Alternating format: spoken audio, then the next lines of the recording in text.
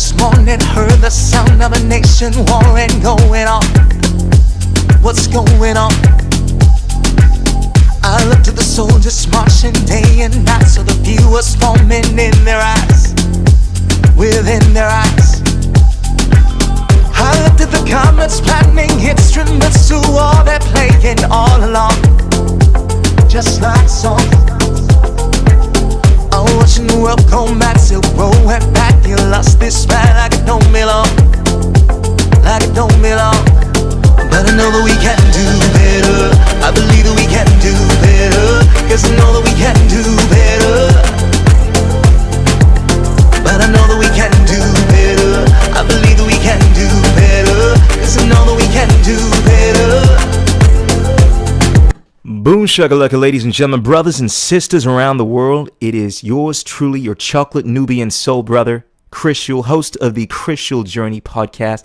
And you were just checking out my track, We Can Do Better. It is a track that I wrote all about you. I wrote this song for you people. I wrote it about the revolution, liberty, Bitcoin, trying to make a positive change in the world, trying to bring about freedom, trying to instill power into the hands of the individual. And I've entered this song in the Artist Sedition competition, which you can check out if you go to antiwar.me/sedition-art-music-contest. You can check out my track. I think it's the second last track on the list there. And yeah, it certainly won't hurt if you guys play that a few hundred times or share it to your friends to kind of generate some interest there. I think the judges are going to be announcing the winner in the next week or so to come. And yeah, I would really appreciate if you guys check that out. So if you guys like what I do and you want to support me, you can check out my music. You can check us out on Twitter, Facebook. You know the drill. I'll put all the links down here. I also got an EP out, which you can check out at credentialism.com. It has my 4-track plus bonus track EP. So yeah, be sure to check that out. But ladies and gentlemen, we have got one hell of an amazing interview lined up tonight. We're going to be interviewing none other than Derek Magill, one of my favorite writers, one of my favorite speakers in the whole world of Bitcoin Cash. I mean, this guy really drops the powerful, objectivist, wisdomatic truth bombs. Loves to edify people in regards to the philosophy, in regards to the poor thinking that is widespread within the community when it comes to trying to attack certain individuals. There was a brilliant article he wrote in regards to the Roger argumentum ad argumentum, just the fallacious arguments that many people use to attack some of the figures within Bitcoin. And of course, I'm making reference to BCH when I say Bitcoin. But we're going to be talking to Derek Magill pretty soon in the next few minutes.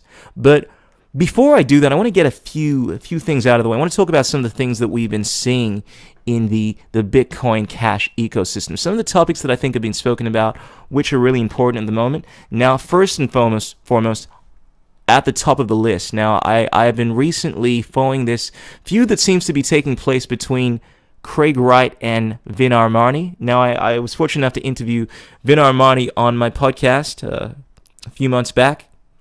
It was nice enough to come on the podcast, and we spoke about many things in regards to Bitcoin, in regards to libertarian philosophy, and let's have a look at what's been going on. Now, I know Craig Wright tweeted recently. Let me just check this out over here. Okay, let's zoom in here. Now, Craig Wright wrote that, no, blocked as he is a lying scum who thinks he can twist words. Toxic. I've kind of come in midway in this conversation. Apparently, there's been a lot of exchanges of tweets between these two, and Craig Wright has called Vin Armani a lying scum, and Vin Armani essentially said, well now, this is interesting. Blocked by Craig Wright for asking legitimate questions he refused to answer. I guess I stumbled onto something over the past couple of days. I now feel completely convinced that what I had assumed was taking place is what's actually taking place. Now, I inquired about this discussion. Apparently, there's been a lot of exchanges. Vin Armani simply inquired about the architectural structure, something to do with the protocol of Bitcoin. Fair enough question. And according to Vin Armani, Craig Wright responded quite aggressively. Now, I think in fairness, there's actually been a lot of exchanges between these two. They've been beefing quite a lot. And I find more often than not, when someone responds quite harshly like that, it's for a reason. And you find that when you're responding to something someone has said, you're not just responding to that particular question. You're responding to their entire history as a human being, the things that they've said in the past. And there is no doubt that I think there's been some disagreements that Vin Armani and Craig Wright have had.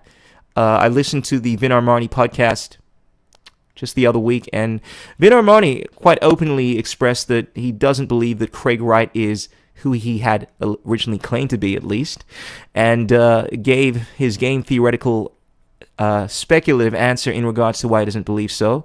And look, everyone's entitled to their opinion. I mean, quite frankly, I don't have opinions on the matter. I prefer to deal with evidence. I mean, the fascinating thing about this entire topic of authority, and Craig Wright has actually alluded to this, actually openly said this many times, that Bitcoin is not about authority. It's not supposed to be this game of trust me because I am this person that you think I am or may not be. It's about a trustless system. Don't trust, verify. Don't trust, verify. That is the fundamental maxim, I would say, that is Bitcoin. Having said that, though, in regards to this entire issue, when it comes to trust, it's something that is, first of all, it's not a Boolean. It's not a case of you either trust someone or you don't. In regards to the verification of the legitimacy of Satoshi Nakamoto, let's have a look at this. I've entered this conversation so many times on my podcast, but I want to a little and kind of just gear it towards this whole idea of trust, because at the end of the day, the argument that is generally made by many people is that we don't need to have some authority figure. If someone is going to say that they are Satoshi Nakamoto, they should simply expose their private key and show it to all of us. Now, realistically, the reality is that this has been done. Now, granted, it has been done with a public key, and there are many people that have not accepted this. This will always be the case. It comes down to what level of trust do you want. Now, granted that this is...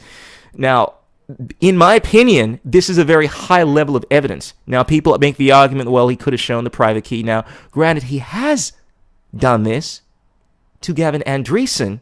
Now, people can make the argument that I still don't trust it enough. Now, I would take that as verification. Now, granted, I've not seen it for myself, but how much trust do you want? Do you want someone to show you their credit card, like their actual passwords, in order for you to believe them? You're not going to get that level.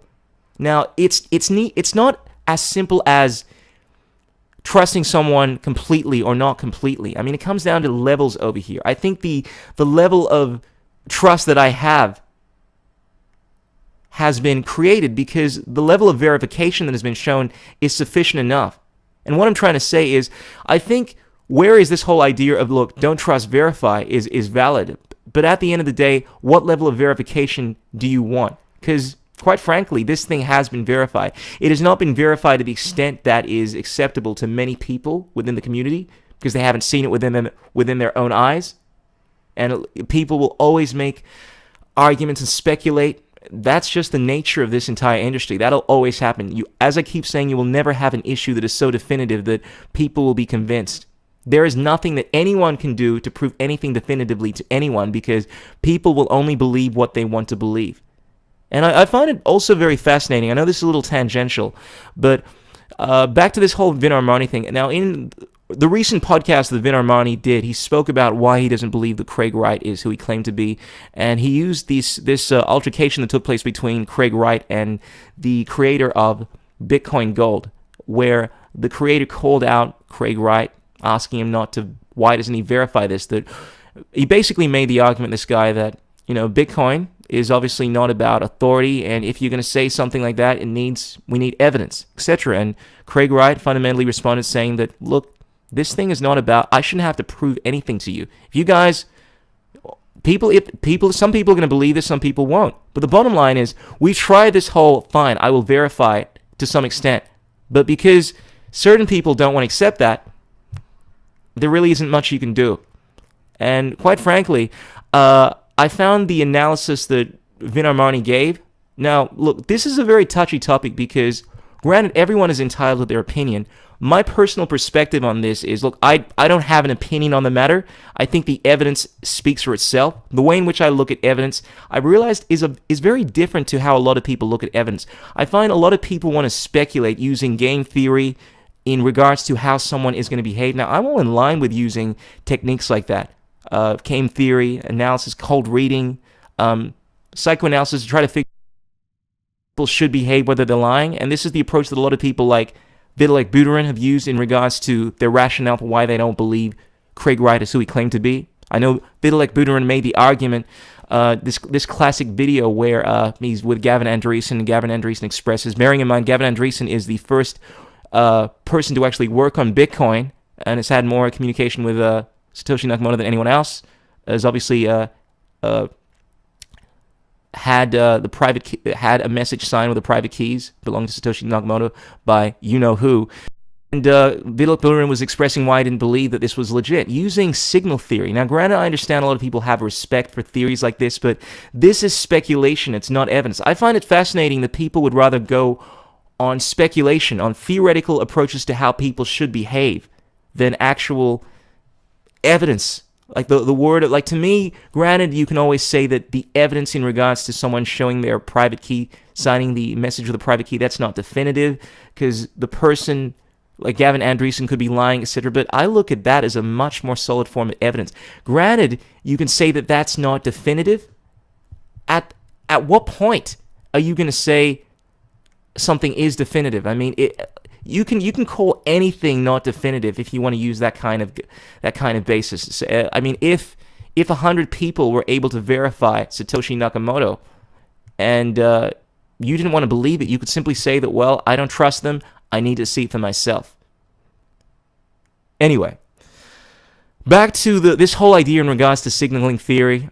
I know that Vitalik has expressed that he did not believe Craig Wright was who he claimed to be, because if he was, he would have shown why would you show the less credible form of evidence, the public key, when you could have shown the more definitive form, the private key? And I think this is a silly argument. Granted, I understand it makes sense to a lot of people that are students of game theory and theoretical speculative approaches like signal theory, and yeah, they have a place, absolutely. Psychoanalysis, how people should behave, but it's definitely not a definitive science. And the fact that people are willing to use that over actual evidence, like the word of other people that have actually seen this for themselves, I think it's a little silly. And look, in regards to Vitalik Buterin, I know everyone looks at him as being this genius, but quite frankly, I'm not that impressed. Yes, he's an amazing coder, has an amazing mind in regards to this specific area of development, but that doesn't make him an expert in body language, an expert on the human condition. It doesn't give him an understanding of how people behave, the complex nature of people. That's something that comes with age and wisdom. This kid, I found it very fascinating that because he was so adamant in regards to, Craig Wright not being who he claimed to be because of signal theory, well, he would have shown the more credible form of evidence first, as opposed to showing this wishy-washy form of evidence provided within the public key. I don't buy into that. I think there are many reasons as to why you may not want to provide the most definitive form of evidence. Plausible deniability, for starters. Hey, if you did provide the most definitive kind of evidence and it was definitive to the point where you could be prosecuted under the law, you have no back door. And it is a real threat. The reality of the situation, which I've noticed Vin doesn't seem to highlight, the fact that this could be a potentially serious situation. Let's say Craig Wright is who many people think he is, and he came out openly, and the government, like has been done with Ross Ulbricht, I think I'm pronouncing his name correctly, I hope I am, decides to come in and say, we're going to incarcerate you and put you in jail for the rest of your life. That seems like a damn good reason as to why someone would not to prove this definitively, as to why they might go with a lesser form of evidence. And another thing is, why would you show something that is really private, that is more personal, when you can show a lesser form? I mean, for instance, you ask a girl out for her contact details, and more often than not, if she doesn't know you that well, she's going to probably provide you her Facebook or her Instagram or something like that. Most girls in this day and age don't want to give out their number particularly when you're doing this whole Tinder dating thing, because yeah, it's pretty personal. You give out your mobile number. That gives someone access to you that is a bit more personal. So chances are they're probably going to want to give out a form of identification that is less invasive. So people don't always want to show the most, but people don't expose themselves. And this whole idea in regards to Vitalik Buterin justification in regards to why he didn't believe that Craig Wright is who he said he was, in my opinion, is very left brain. It kind of shows the people aren't understanding the complex nature of this entire thing. One, that people are very complicated. Two, you can't expect people to behave the same way. And I've noticed the analysis that Vin Armani gave in regards to game theory, in regards to how someone that wants people to know who they are would behave, as opposed to someone that is trying to hide it would behave. Essentially, Vin Armani in his last podcast used game theory to justify why he does not believe Craig Wright is who he claims to be. And the thing about this is it's speculation. It's theoretical, and I have a lot of respect for game theory, definitely. But when it comes down to analyzing how someone is going to behave, it's prejudicium. That means prejudgment. You are making a prejudgment on someone. It's not based off of evidence. It's based off of speculation. And if you actually have a look at, the concept of prejudicium is when you make judgments in regards to someone beforehand. For instance, let's say you've dealt with many black people and they pop caps in your asses.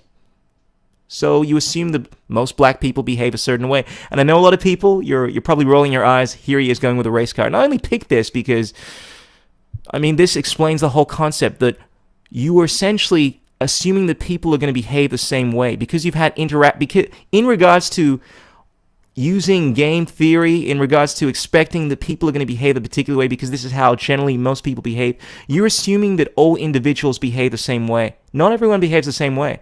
Many people psychoanalyze me expecting me to behave a certain way and be doing things for certain motivations, and I can say definitively they're 100% wrong. And they're assuming that because most people behave this way, most people have these motivations, most people that do X, must be doing it for this reason because statistically this is the case. They make that argument, not realizing that some people are different. Particularly when you're dealing with individuals, people that are very different, that don't think in the same from the same mindset as most people, you'll find that more often than not, it's not an accurate way of assessing how someone's going to behave or what someone should think. And there are my thoughts when it comes to using psychoanalysis, trying to figure out how someone would behave, and to try to label someone as being a fraud based off of that. This is the same reason why we don't use things like lie detectors in court. People that try to read people through subjective forms. Granted, yeah, they're very effective. It's supposed to be 80 to 90% effective, but they're not 100%. It's very complicated. You can create false positives. There are many reasons as to why someone may come across as if they're being dishonest, but it's actually much more complicated than you would imagine it to be. And I find when people opt for using speculation over, this is the evidence that I've seen people come up with to form their opinions in regards to this whole Satoshi Nakamoto thing are not evidence. They're pure speculation. It's not even circumstantial evidence. Like in the hierarchy of evidence, the approaches that I see most people using in regards to this whole Satoshi Nakamoto thing are just speculative ideas, intuitive, subjectivist viewpoints that, granted, everyone is entitled to, but before you call someone a fraud, I would make certain you're damn certain of it. And I say this because, look, I don't know the backstory in regards to what brought about this tasteful exchange of comments from Craig Wright and Satoshi Nakamoto. Craig Wright and Satoshi Nakamoto, Freudian. Craig Wright and Vin Armani. But it's very clear that it's based off of, I think, some of the things that they've said in the past, some of the comments that have been made, and it's understandable that, yeah, they've been rubbed the wrong way. I would be. If someone was calling me a fraud, which is something that happens a lot on the internet, someone does not believe in the validity of things that I've said and is not cool about it, yeah, it's understandable that you're going to be harsh in regards to how you respond, how you treat them. Now, I know that this may be completely off point, by the way. I think I read that Craig Wright was not willing to fund Cointext, Vin Armani's business. Now, I don't know in regards to the veracity of this, and that was one of the reasons why there's been a bit of bitterness. But look, I did kind of hit Vin Armani up in regards to just the backstory in regards to this, and he is going to discuss it in his last podcast, in his next podcast. And yeah, it'll be interesting to get, I guess, his perspective, a clearer perspective in regards to what's going on. And I've actually put an open invite to Craig Wright to discuss the economics of Bitcoin. Perhaps we can get into this whole issue around Vin Armani, if he's open to discuss it. So, yeah, we'll see what happens. But I'm going to hit Craig Wright up soon and see if we can organize something. I'd love to pick his brain on the issue. But, yeah, these are some of my thoughts in regards to the beef that's been going on around Craig Wright, Vin Armani, Satoshi Nakamoto. And I just think it's important for people to put things into perspective that, yeah, you're inclined to have your speculations and opinions, but I think before being quick to judge someone, you need to make sure you're more conversant with the facts and make sure that they are definitive before you label someone as being a fraud. And granted, it hasn't been openly done.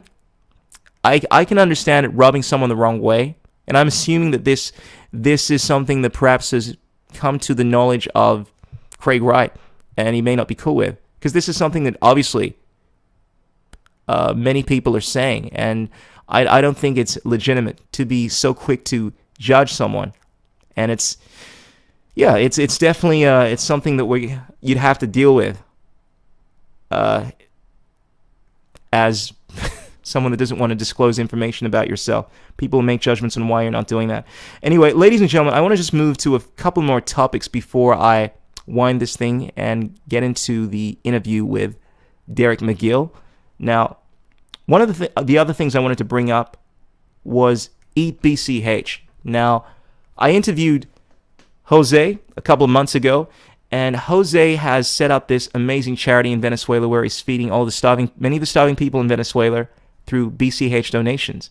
And now just by donating a few dollars, you can feed 50 people. It's amazing stuff. And the fascinating thing is it's actually started this franchise now. Now we're seeing forms of Eat BCH pop up all around the world. There's Eat BCH Sudan. There is Eat BCH. In fact, I'm pretty sure there are many, many different Eat BCHs around the world. I wouldn't be surprised to see one popping up in Australia. But I guess one of the things that comes to mind is the legitimacy of it. Obviously, we want to have transparency. And whereas someone like Jose is someone that I've had the pleasure of interviewing, and he seems like an incredibly trustworthy person, it is foreseeable that we're going to see people trying to exploit the system, setting up Eat BCH charities, and getting people to donate money and not actually use that money to feed the starving people and what they claim to do. But I think one of the beautiful things about this system is that, look, one, the organizations that actually have transparency, that show all their records, which I know Eat BCH Venezuela is doing, is actively taking efforts to allow people to verify that their money, and once again, that's that word coming into play. Bitcoin is all about verifying things. I mean, we shouldn't necessarily need to trust someone per se. But having said that, trust is a very relative concept. And I think the more that people are able to show the transparency of what is going on, the more success we're going to see with the Eat BCHs. So hopefully, I'm hoping that the other Eat BCH organizations are going to follow the lead of Eat BCH Venezuela and try to be as transparent as they can. But I love the fact that we're seeing all of these other forms of BCH popping up around the world. And I think this is what this movement is all about. And this is what distinguishes the Bitcoin Cash movement typically from the Bitcoin Core movement. It's not about going to the moon. I mean, obviously we want to be successful. We all want to have some monetary gain from this, but ultimately it's about trying to impact the lives of all people around the world. And I want to play this video that Craig Wright is featured in. He speaks in an African country just in regards to what he hopes to see for Bitcoin. I'm going to get onto this in a sec. Ladies and gentlemen, if you just remove your phones and you type on Google, Found this Bitcoin very founder, inspiring. the name that comes out is Satoshi Nakamoto. Right under it are the words, Australian entrepreneur Craig Wright has claimed he is Satoshi Nakamoto, the creator of the virtual currency Bitcoin. Mr. Wright, who lives in London, showed the BBC his evidence that he launched the currency back in 2009. So all this has been alleged, but the man that says he is the founder of Bitcoin is here. So Craig, kindly join us on stage.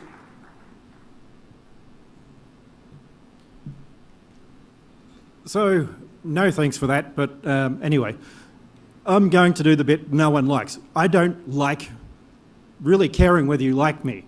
Now, I'm going to tell you the hard bits.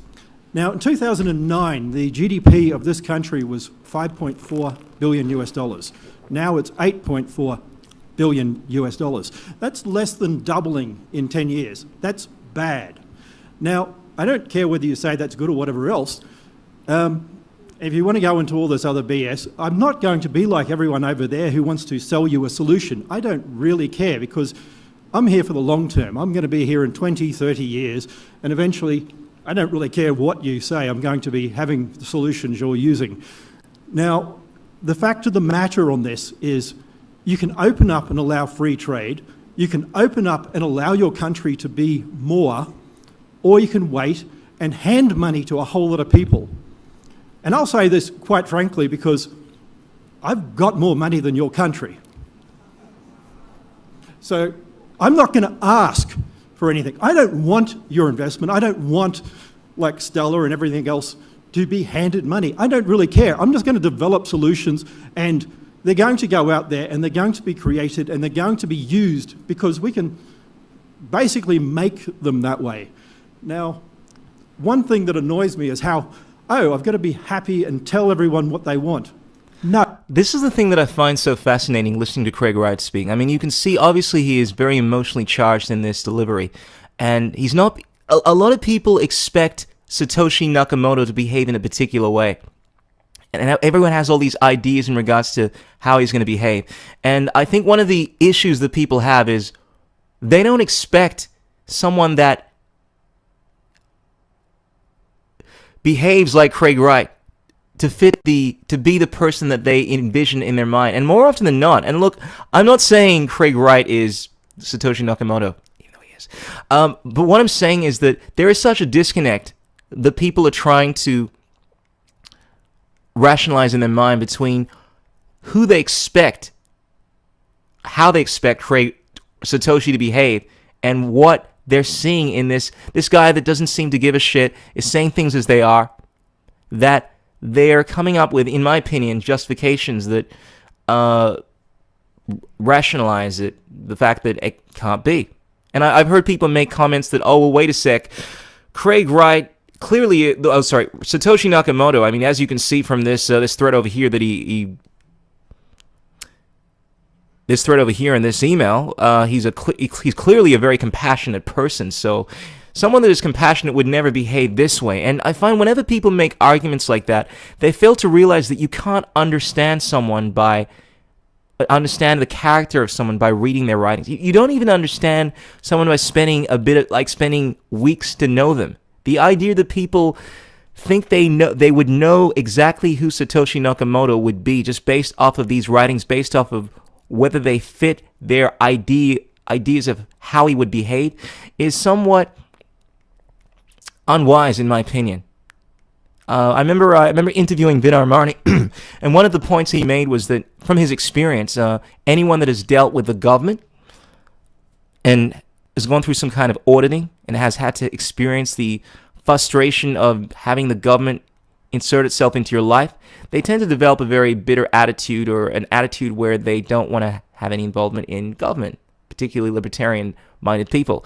And for someone that would want to use the government to protect them, and this is making reference to the idea of Craig Wright using patents on his intellectual property, that whole idea is not indicative of someone that has experienced being audited by the government. And it's such a speculative idea. And I say this because people have all these ideas in regards to how someone behaved, not realizing that people are individuals. You can't expect people to behave the way that you want.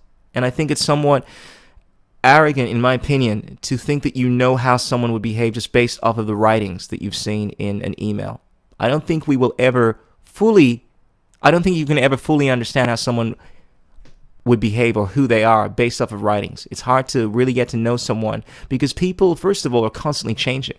People are complicated, they're mercurial, and particularly when they are not your typical people. They behave in irrational ways. And I think people are falling into this trap of trying to expect something from someone when at the end of the day, that person doesn't owe them anything. Anyway, I'm just going to finish this video and we're going to wind this thing down before we get Derek Magill on the air. Oh, I'm going to do things so that people can trade whether you like it or not. I don't want an African currency. I want the world. I don't really care about an African, Pan-African group. I want this group of 1 billion and a bit people to go out there and trade with Americans, with the Europeans, with Australians, with Japanese. That's what matters. Not because you sell bits of cobalt to the Chinese and Americans and get it back again.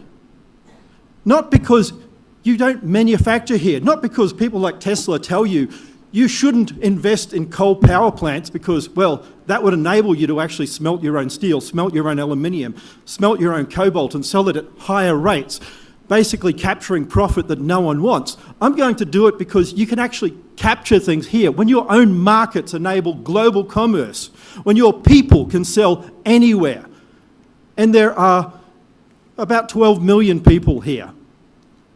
12 million people's half of Australia. And yet you have resources that are needed. Rare earth metals are called rare earth metals because they are rare. And they're in extreme supply. And yet the value you get out of them is minimal. So I don't really care whether the people here like to hear this or not, but the fact of the matter is, if you want this country, if you want this region to really take off, then you need to allow people to start trading freely, openly, not because you control the money, not because you do some sort of silly little boondoggle project, and I'm not going to go through all the things there, but because you enable everyone to trade. When I've been walking around this country, I had pounds, US dollars, and Rwandan francs. And people wanted US dollars. So you can say all you want about an African currency.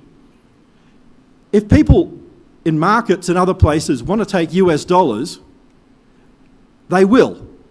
And if you can create a global currency, they will take it. You cannot stop them. That simple. Your people will do this eventually because they will become richer. You can either help them or you can stand in their way. And if you stand in the way, you're helping poverty. So basically, this is very simple. Enable your country to be all it can, not doubling every 10 years or less. This country should be growing far more. That's what I want to see. I don't want investment from you. I don't want anything like that. What we're here is basically to create technology that we're licensing, which, yes, helps me, but not because of the way you're looking at it, because I want to see everyone trade. That's it. Thank you. Powerful stuff. That's definitely a very emotionally charged speech, regardless of what you think about Craig Wright. I think it's clear that this guy is speaking from the heart. Anyway, ladies and gentlemen, I wanted to speak about one other topic before we get into this whole Satoshi Nakamoto Institute discussion with Derek Magill, and that is this whole concept of trust. I mean, obviously the Bitcoin maxim is don't trust, verify. I came across this quote by that I found on the Bitcoin.com website in regards to a trustless system.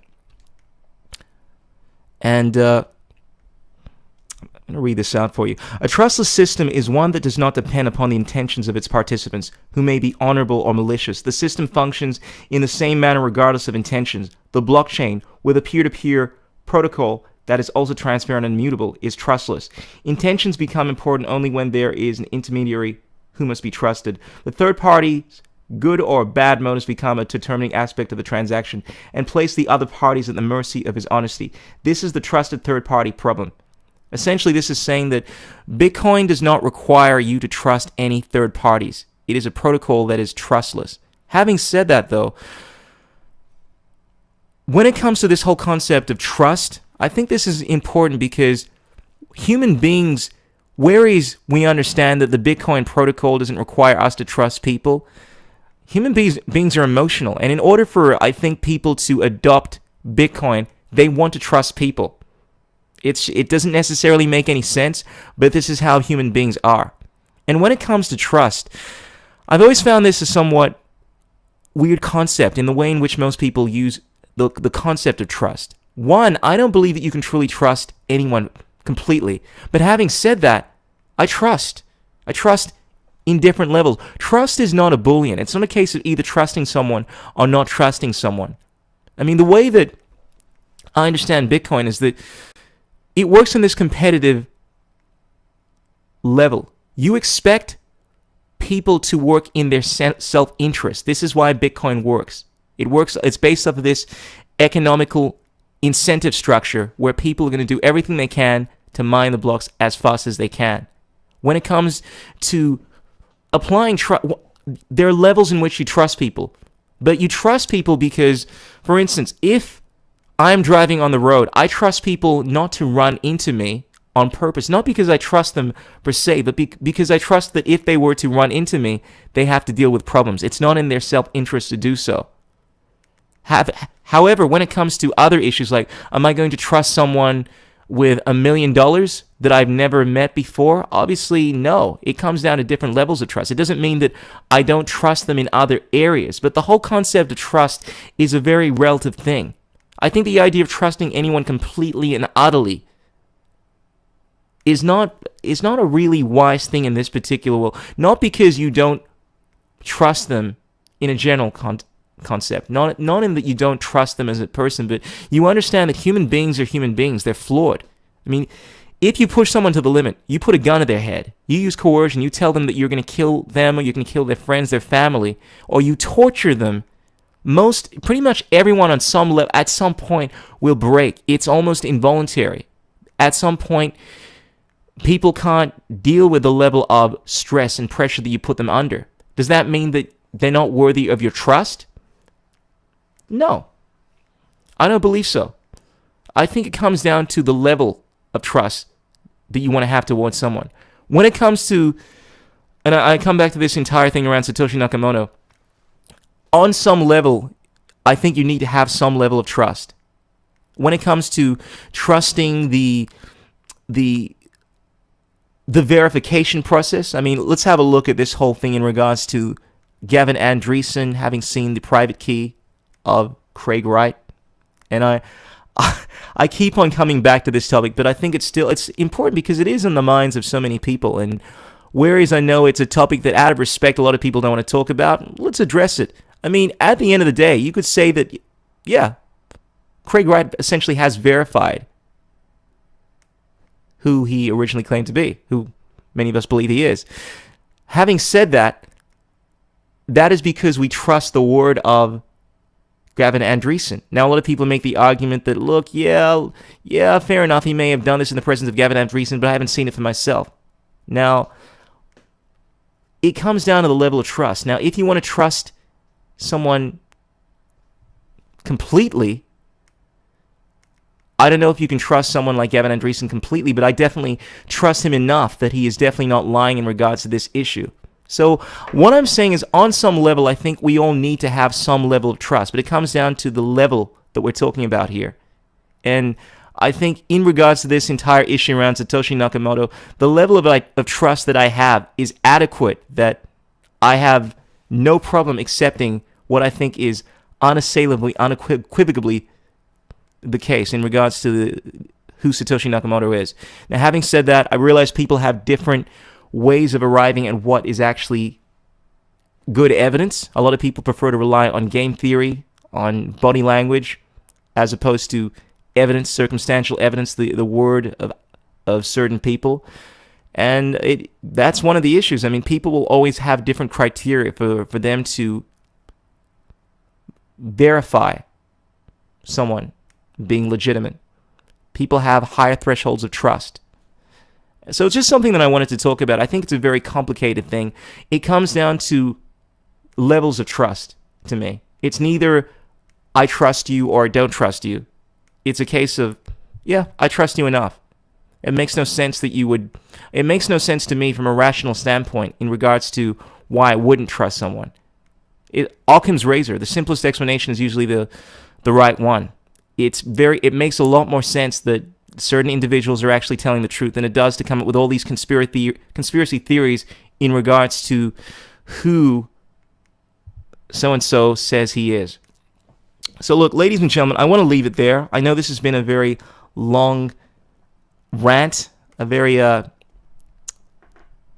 tangential podcast, but we're gonna tune into Derek Magill now. I'm gonna leave you guys with my promo video, my EP Going Thunder, which you can check out on my website, christial.com. You can purchase this by cryptocurrencies. So peace out. I'm going to leave it here, and I'm going to move into my promo video.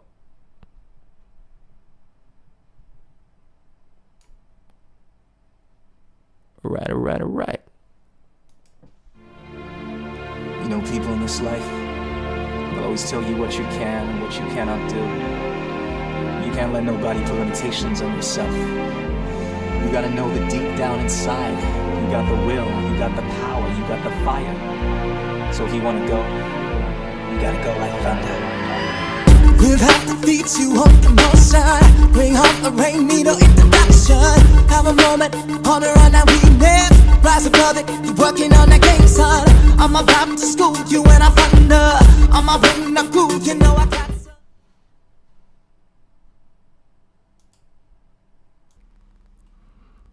All right. So, ladies and gentlemen, we got Derek Magill waiting on the line, and we're about to get this rockin'.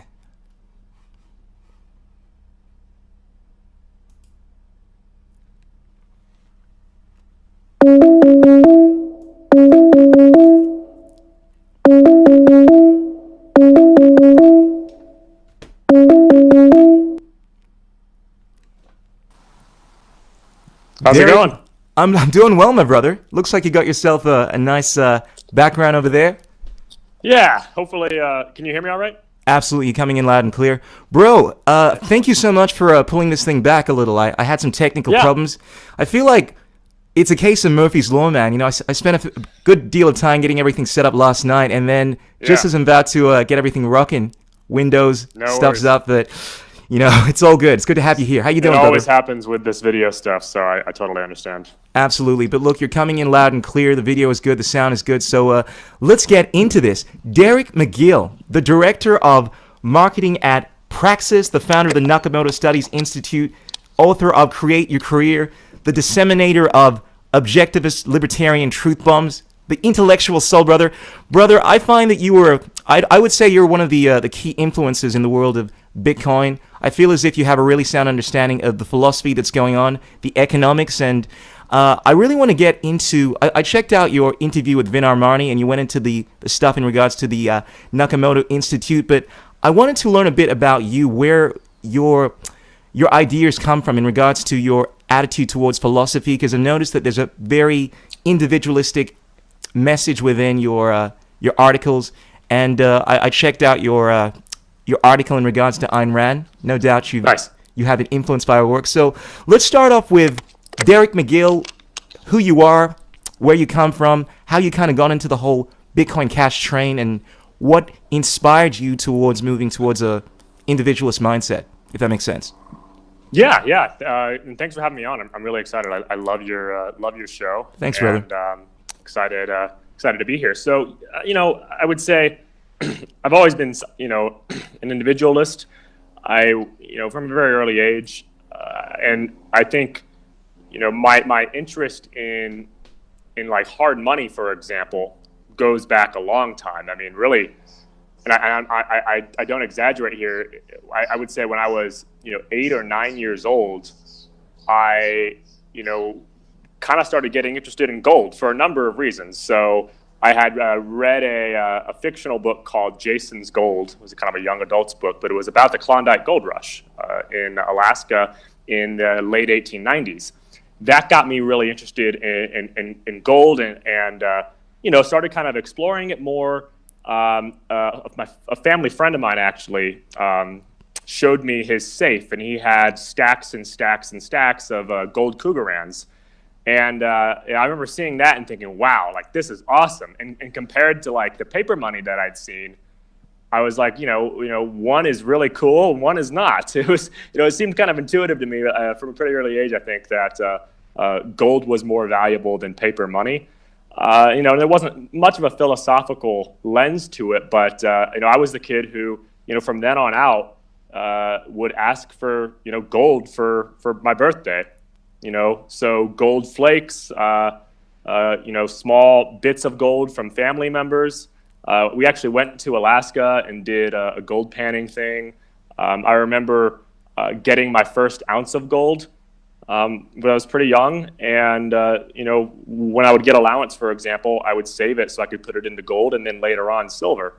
And so this was all happening really even before I got interested directly in sort of the philosophy of individualism as well as like the economic side of things. In 8th grade, my grandma sent me a copy of Atlas Shrugged. She told me it would be, the best book that I had ever read. And I tried reading it, kind of went over my head. I put it down, but I went to the bookstore and I actually caught a copy of Anthem by Ayn Rand. Much shorter, much easier sort of introduction to her stuff. So this is you, right? You're reading philosophy in regards to individualism. That's a pretty early start, bro.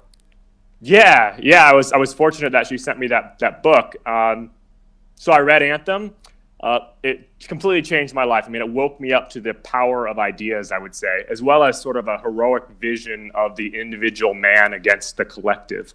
I went back to the bookstore, picked up a copy of her nonfiction book, Philosophy Who Needs It, just because it seemed interesting. I read that essay, and that I would say that was probably the most important essay I've ever read in my life. I mean, that was really the one that got me very excited about going deep into philosophy and really taught me the kind of, I would say, the supreme practical importance of philosophy for living a successful, happy, flourishing life on Earth. So this is happening kind of, 8th and 9th grade.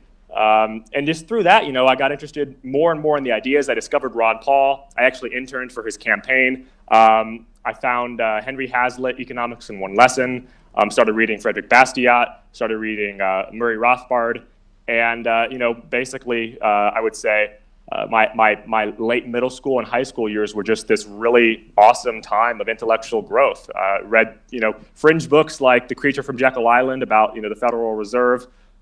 Read, Ron Paul's book and the Fed, and this was sort of the intellectual backdrop to my interest in Bitcoin. And I would say that, one of the things that really sold me on the philosophy of hard money was Ayn Rand's speech in Atlas Shrugged from Francisco de Anconia. He gives a speech about the meaning of money, and someone had basically said that money is the root of all evil, and he comes back and says, what is the root of money? If you think money is evil, what's the root of money? And he gives this really impassioned defense of what money is, what it can be when it's in its proper state, and how it can, lead human beings to living in the best lives that they can possibly live. I found out about Bitcoin, I think, late 2012, really kind of mid 2012. I think my brother mentioned it to me. He had just kind of heard about it online, and I was graduating high school. I didn't really think a whole lot of it because I wasn't really sure what it was. But I went to the University of Michigan. I started the Libertarian Club there, and through that kind of liberty scene, got introduced to Bitcoin, reintroduced to it. I actually brought Jeffrey Tucker, the kind of a libertarian economist, philosopher, writer. He came out to my campus at the University of Michigan. We held an event with the what would later become the Blockchain Education Network. At the time, it was called the College Cryptocurrency Network. And so we actually held the launch event there. And I remember Jeffrey said, governments and their dinosaur monetary systems will die in the face of this new monetary revolution. And that really is what got me super excited. And from there, I started getting Bitcoin around, I would say, mid to late 2013. Okay. That is super fascinating, man. It seems as if your journey has been very serendipitous. I mean, granted, you had an intrinsic attraction towards gold from a young age. It's just really interesting that you got into philosophy and understanding philosophy. You got into an understanding of libertarian ideals, individualism, which led you on to all of these things that I think are key components in giving you the best understanding of how this entire thing works. Because, as you know, Bitcoin is about the economics. It's also about it's also, I think, the philosophical understanding of it comes to play as well. I mean, a lot of people arrive at their understanding of economics, Austrian economics, through. I personally, I understand it. I got into my understanding of economics through my understanding of philosophy, libertarian philosophy, just the first principles, the idea of taxation being theft, the idea of free trade, that kind of stuff. And a lot of people have done that in reverse. They've gone in their understanding of the interesting thing is it's fascinating to see how all of your experiences have led you down this path. It's almost as if it's been kind of like preordained. You know what I mean? But I'm curious to ask. Obviously, you come from a very deep philosophical background. Like, I was listening to some of your videos, and I found it fascinating that you like to refer to yourself as a Greek, in that you are a Greek from the classical understanding. You're obviously someone that appreciates philosophy. I find many of your articles have this philosophical vibe interwoven into them. Like, you make references to, like, I think the ship of Theseus. You talk about all of these fascinating ancient classical concepts. And is it something that you've always been interested in, philosophy? Oh yeah, I mean, really, I would say since about 8th grade, when I was always someone who was, I guess, academically good. I read a lot of books growing up, but really 8th grade, when I read Philosophy Who Needs It, that was something that just truly woke me up to the importance of philosophy. And for me, philosophy was never something that was like determining what the nature of the word "the" is, for example. But it was really something that had profound practical importance. I think one of the things that Rand showed me, one of the most important things that kind of helped me get excited about philosophy, was the idea that there really isn't necessarily a dichotomy between the moral and the practical, and that a philosophy based on reason and derived from that fundamentally can be used to actually make very practical decisions, and you don't necessarily need to make the choice between the ideal and the practical. That was something that really got me interested in philosophy, because I think a lot of people, when you hear about it, it's like, well, how does that relate to my life? And I was fortunate to discover her, because she's all about that. It's all about using philosophy to actually better your life, not to serve some kind of abstract academic goal. I got interested in the Greeks and really classical literature at the beginning of high school. I was just sort of coming into philosophy. Rand had referenced Aristotle, for example, a number of times, and said that he was a very influential philosopher on her life. I was really interested in the founding fathers and understanding kind of what their intellectual origins were. And so I started, reading Herodotus and Thucydides and Aeschylus and Aristophanes and Polybius and Livy, and really just as many classical authors as I could get my hands on. I started actually studying Latin on my own. I picked up a 16th century Latin textbook called the Orbis Sensualum Pictus by a guy named Johann Amos Comenius, and it's kind of like a really old school approach to Latin, where you actually start reading Latin immediately rather than reading anything in translation, and you're supposed to basically be able to translate the Latin based off of the pictures that the Latin is illustrating, and you learn Latin a very natural way that you would learn as kind of a child. So I started doing that. I started reading texts in Latin as much as I could, sitting there with the dictionary and trying to go through it. And when I went to college, I was actually a classics major, and I was hoping that college was going to be this really profound intellectual experience, and it turned out not to be so. And so I took a trip to Rome, studied Latin there for a little while, and when I came back, I spent another couple semesters in college, but I was spiritually done with it, and ended up leaving at the end of my sophomore year. That's powerful, man. That is it's really impressive to me, the fact that you've developed this this deep understanding of philosophy, and you just taught yourself this. You're the classical autodidact. I mean, a lot of people think that you need to go through these universities in order to develop this knowledge base, but you seem to have had this thirst for knowledge from a very young age, and you've gone through all the classics, and I think it comes across in your writings. I find it very interesting that you, in my opinion, you picked all of the great philosophers, the philosophers that I think speak about. I mean, you made the point in regards to Ayn Rand about how she got you to see the importance of not separating practicality from morals. That kind of like what works from what is principled. And I think that's a very good point. I think more often than not, people do tend to separate the two. And I guess what I wanted to ask you, I mean, you've obviously gone about reading a lot of philosophy, but there are many people, in my opinion, that read a lot of philosophy, modern philosophy, but they end up in this different mindset. Like they tend to be students of collectivism, Marxism, all of that kind of stuff. And it's interesting that you've picked certain individuals that I would say reflect an outlook that is more consistent with an individualist philosophy. Do you think there's any reason why you were drawn to those figures? I mean, you could have just as easily have read some of the more modern philosophers and ended up with a completely different mindset. And I guess I'm curious as to why you think you've taken on what I would call the individualistic mindset when it comes to philosophy. That's a good question. So, I mean, I would say I definitely did try to read. I mean, I not just try. I did read a number of other, non-individualist. I mean, I've read a decent amount of Marx. I went through a lot of the German idealists. So I did Nietzsche. I did Schopenhauer. Tried reading Immanuel Kant. Terrible experience. I would say,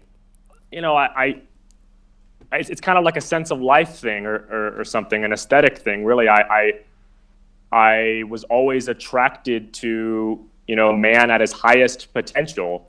And what I saw in all the other, writings that would be, you could categorize as collectivist was this attempt to sort of reduce people to a common denominator. And that just didn't excite me. I mean, for me, I think that just seemed wrong at the get-go. Now, I couldn't justify it until I started, really reading these ideas. But, I never looked at the masses and thought like that's an ideal. I looked at, the individuals and saw, what are these people accomplishing? Because really, it's individuals that move the world. It's not collectives. Absolutely. So I don't necessarily know why it developed, but I've never really had that pull towards collectivism. I would say that's never really appealed to me in any sense. Join the crew. And it wasn't until I started reading these ideas that I really understood. Not only is it not attractive to me, but it can lead to a lot of really evil, nasty things. Absolutely. I've gone through a very similar experience to you. Just to give you a bit of a synopsis of my background. Like, I always find it interesting hearing people's stories because you can see a lot of commonalities. Like, I find Roger Ver's story is somewhat similar to yours in that he got into economics, got a really sound understanding of money, and that led him to the libertarian philosophy. He saw a lot of the issues with his thinking, and it's just interesting how people are drawn to a particular way of seeing the world, because I find that philosophy is this vast area, and there are obviously the good philosophers and bad philosophers, and I find a lot of the modern philosophers that kind of have this collectivist attitude, this social identity politics message. They seem to be the philosophers that are given the most amount of value in the modern world. At least that's my perception at the moment. At least in the universities, that's generally what they reflect. But absolutely, you seem to be a man that very much appreciates the classics, and that's pretty much the kind of philosophical indoctrination that I've gone through. So looking at the works of Plato, Aristotle, and I find that their approach towards philosophy was definitely more principle based, and definitely didn't have remnants of collectivism. which is something that I think is one of the biggest problems that we're seeing in the current world. And I mean, going into the whole Bitcoin thing, one of the reasons I find Bitcoin to be so powerful is that it's obviously allowing individuals to make decisions in regards to how they use their money. Obviously, you don't have to be a pawn of the state. Obviously, taxation, as many of the libertarians will continue to say ad nauseum, is theft. And I mean, the most attractive thing to Bitcoin to me is the fact that people now have the ability to separate their finances from the state. So just going into the world of Bitcoin Cash, let's speak about that a little, because you're obviously someone that's very knowledgeable. You've set up the Satoshi Nakamoto Institute. What is it that first of all got you to adopt the whole Bitcoin Cash thing? Because you mentioned in one of your videos that you, like many of us, started being a huge proponent of Bitcoin Core. Couldn't see the value. I'm losing my voice here. Sorry. Couldn't see the value in Bitcoin Cash. And what was it that kind of flipped the perspective for you? That kind of turned the light. So I'll say real quickly too. It's the Nakamoto Studies Institute. The Satoshi Nakamoto Institute is the institute we forked from. So I was interested in Bitcoin. I got really excited about it in 2013. Started kind of getting some of my first Bitcoin. I never really thought it would be incredibly valuable. I mean, I thought it was interesting, but I did know that it had a lot of potential, at the very least, to allow people to really be able to send money and store their money without infringement by the state. So that's really what excited me. As I started seeing the price rise, obviously that was a secondary consequence, and that was awesome too. So I was interested in it for a number of years. I was never really involved in the Bitcoin, community or the crypto world. I would buy cryptocurrency and stuff like that, and make sure I kind of regularly keep up with certain things. But I did not like the space. It didn't resonate with me in many ways. I would say culturally, I found that there was, at least in my opinion, a lot of sort of indefinite utopianism, in the sense that we've already won the battle, and everything's already sort of like preordained. It was a kind of like I saw it, at least, a kind of Marxist historicism, which really was off-putting to me. I'm of the opinion that nothing's really set in stone, that Bitcoin hasn't won, and that it's a long time before it has. I feel exactly the same way. I think it's a rationalist mindset. Was off-putting. Yeah, I've checked out your article in regards to what I think it dealt with the cultism within Bitcoin. I think it was a crash course in freeing your mind from Bitcoin Core, and you kind of spoke about what I would say is the cult-like fervence of many of the supporters. And you strike me as someone that is very individualistic. You don't tend to buy into group consensus. I would imagine that's one of the reasons why you kind of stayed away from the Bitcoin Core vibe, towards the end. And I'd like to hear your thoughts in regards to that. Like, you've written a lot of articles talking about the very culty nature that we've seen in Bitcoin Core. And when I say that, this idea of people adopting things purely because everyone else is adopting them, this collectivist kind of vibe. And do you have any thoughts in regards to how to avoid that? I mean, are there any things that you've learned in regards to philosophy from your many readings in regards to how to kind of avoid what we saw happen to Bitcoin Core happening to Bitcoin Cash, this cult-like mentality of let's appeal to authority, let's follow what everyone else is doing as opposed to doing the research for ourselves? Yeah, well, what I see what's going on is sort of a form of like mass hysteria, where it's like, if you look at like the Athenian democracy, for example, like especially in the bad stages of it, people would go down to the assembly, and they would sort of like act totally differently than they would in their private lives. So you go into the assembly, and one person says one thing, and nobody else wants to be that person to speak out first. And so then the mass assumption ends up being, well, since nobody's speaking out, everybody must agree.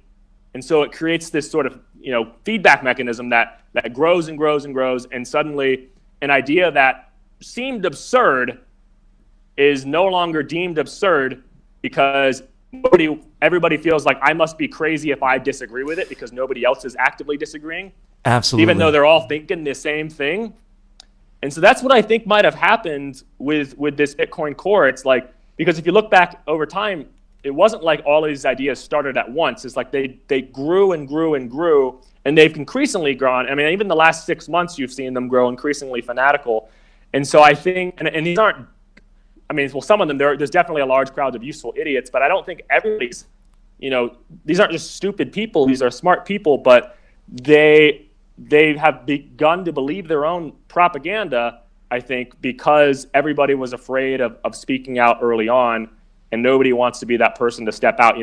An example that I kind of think of is I was in Iceland a couple of years ago, and I was at the Gullfoss waterfall, and there was this roped off area where you couldn't go beyond, so all the tourists were in this one area. And the rope, there was no real reason for it to be there, it seemed. It was just there. It didn't really seem like it was protecting anybody, and there was no one enforcing it. And if you climbed the rope, you could get significantly closer to the waterfall and still be very safe. Nobody was climbing it. I just decided I'm just going to hop over the rope and go down. The moment I did that, suddenly everybody's following me, And I kind of see that as the same thing with what's going on in core right now, which is like that rope was there in a certain sense, and everyone saw it, and it was just like, well, it's there, and so we're not gonna challenge it. And now the reason that we've had some people leave, and the reason not as many people have necessarily followed, I think, is because they've added this sort of moralizing element to what they're doing now. So it's not enough now to just have a technical or an economic disagreement. If you disagree with their agenda, it's you're an evil scammer, fraud who must have some kind of nefarious ulterior motive. I like to think of the example that I like to think of recently is, Roger Ver has been a felon since before Bitcoin was around, and nobody cared. No one from core cared. But the moment he goes and says, I support Bitcoin Cash, suddenly he's, a felonious terrorist who Absolutely. was dealing unsafe explosives.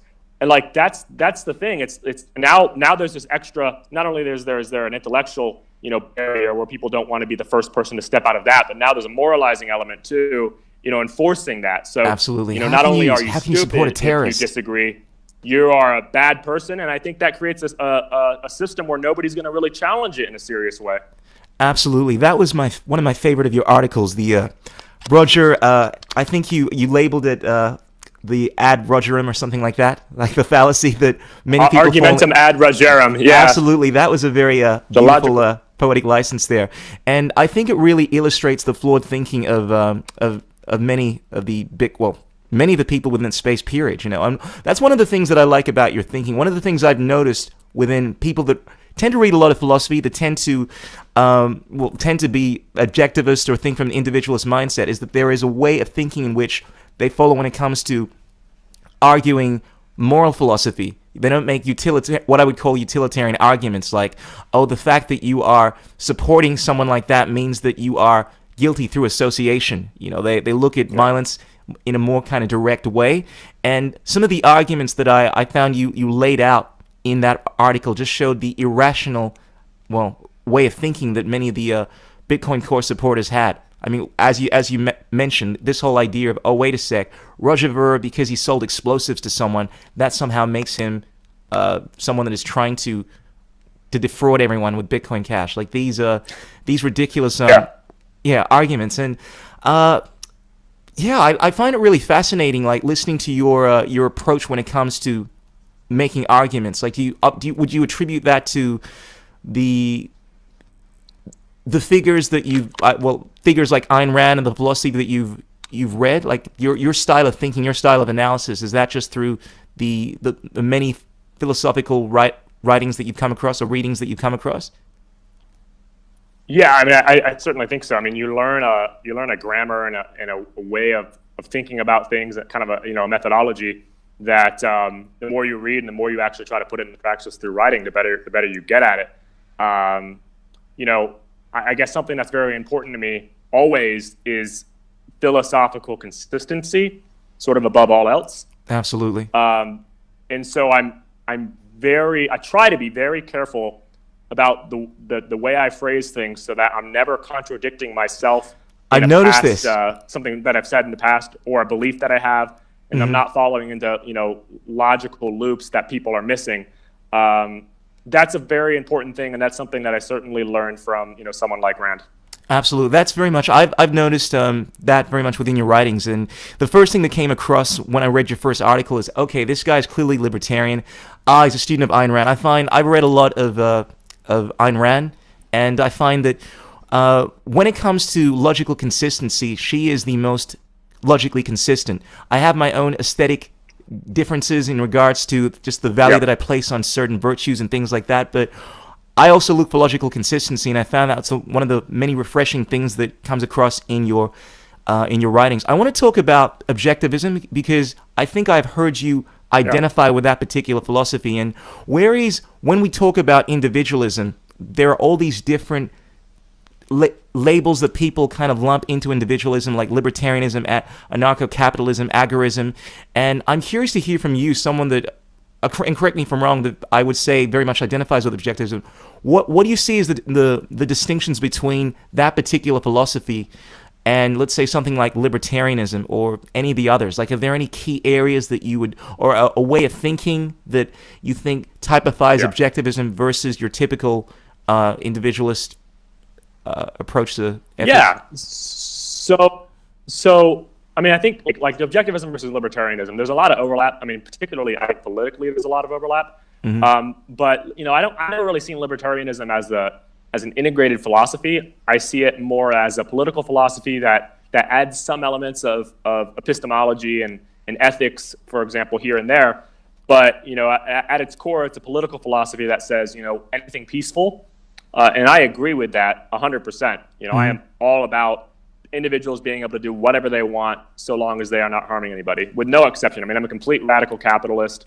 I want absolutely no regulations on anything. Join the crew. But I would say that I think objectivism is a broader philosophy. So what it does, I think that libertarianism or other individualist philosophies don't necessarily try to do, is tie that ethic, that political system back to an ethical system, back to an epistemology, and back ultimately to sort of a metaphysics. And it says one idea follows from the other. Objectivism places a really important emphasis, I would say, on understanding what you're saying from the very first principles you can possibly come to. And so I think one of the critiques Ayn Rand had of the libertarian movement is that it sort of says, well, you can be libertarian, but you can also be a collectivist as long as ethically, as long as you are being peaceful. And I would say you certainly can be, but you're inconsistent. Absolutely. I think one of the issues really only one way. Yeah, I think one of the issues, it comes down to a lot of the times how people define it. I mean, I find everything that you're saying in regards to objectivism is how I look at libertarianism, but the way in which I look at it is not consistent with how other people look at it. I mean, I always bring it down to first principles. I mean, the non-aggression principle, do not initiate force or fraud, that kind of thing. However, you find, just because of the nature of words, I find more often than not people will tend to obfuscate ideas. People will say that, wait a sec, it's still libertarian, it's still not initiation of violence if you are if you're taxing someone a little. Like you find a lot of conservatives that identify with individualism will still make the argument that it's still immoral to have drugs, which is obviously a violation of your ability to choose what you put in your body and so forth. But a lot of the times, I mean, I find all these words that people throw around, libertarianism, agorism, anarcho-capitalism, because people are inclined to interpret or reinterpret or sometimes obfuscate the meaning of these words. It can be very misleading, and I find that at the end of the day, it's something that I'd rather not get stuck on, like how people want to identify themselves, because I found people call themselves socialists that actually find that they are very, very libertarian. I've heard people make the argument that they are libertarians when they aren't even remotely libertarian. And everything that you're saying about objectivism, I think, is one of the things that I found appealing about it. Is it's very logically consistent, like you're saying. it's based purely off of what I'd call the non-aggression principle. You don't add things like virtue into the mix, like trying to compel people to behave in a particular way because you subjectively see it as being virtuous. Like, I believe that people should donate this amount of money. I believe that people should act this way. The basic idea is do not initiate violence against others, and you're trying to keep a logical consistency going on. I mean, do you? Yeah, and I would say that it's absolutely that, but also, one of the things about libertarianism is it doesn't really extend beyond, the non-aggression principle in a certain sense. Like, okay, if we establish a free society, for example, like what then? Like how ought you to behave? I don't think that, like, just because a behavior is peaceful doesn't necessarily mean it's a moral behavior. Now, it shouldn't be restricted in a legal sense, certainly not. Sure. But objectivism attempts to really say, help you understand a code of values to follow beyond just a non-aggression principle. Because okay, so you are actually adding. I shouldn't hurt. Okay, so you are actually adding values in objectivism and virtues. But you're not enforcing them by law or anything, remotely similar to that. Absolutely. I feel the same way about libertarianism. Accepting the non-aggression principle doesn't tell you, for example, should I go out and be productive and pursue my values, or should I virtue fallow in a unproductive, drug-induced waste? Absolutely. It doesn't really tell you anything about that. Objectivism says, look, this is your life. Your life is the standard of value, and that's from which all other value proceeds. And I think it's a really important distinction that it makes. Absolutely. What you're saying is once again one of the reasons I find I resonate with many of the things that you write. So definitively. I mean, that's exactly the same mindset I have, and I find more often than not people use many of these terms, but they often explain these terms like libertarianism or narco-capitalism slightly differently. But everything, correct me if I'm wrong, but essentially what you're saying is that with objectivism, you have this fundamental principle in regards to moral code, as in what you should not do. But having said that, it does place value on things that you should be working towards. The distinction, however, it doesn't compel people to do these things. And I would say that the libertarian... never. Yeah, absolutely. The libertarian mindset is, once again, basically the fundamental principle is the non-aggression principle. But when it comes to things like virtue, now granted there are some libertarians that try to add the idea of virtue into the mix. Fundamentally, what you do with your life, provided you are not harming others, is up to you. That's why I find many of these terms that people use, a lot of the times it comes down to how people want to define it. And unfortunately, because we're dealing with English, and we're not. This isn't a system like in mathematics where every variable has a definitive meaning.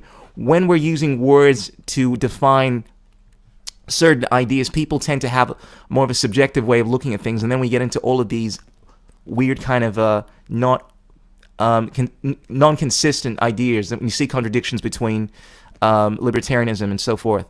If that makes sense. Yeah. But brother, let's get into just a few of the things that you write about. One of the terms I came across in one of your articles was the term Segwit justice warrior. I've started using that. I think it's a beautiful plain words. Obviously making reference to social justice warriors.